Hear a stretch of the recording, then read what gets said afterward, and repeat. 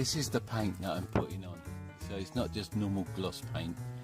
It's quite expensive, it's about 20 odd quid a tin, but it does literally cover up the rust and everything. It's excellent stuff.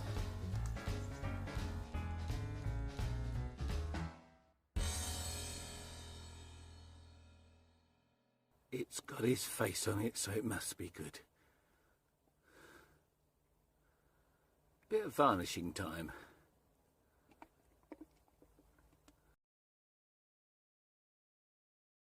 Forget it, it's not the one I thought.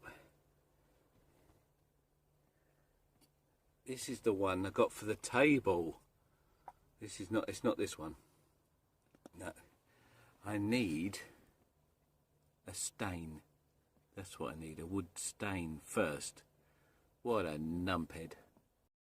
It was going all so well until then.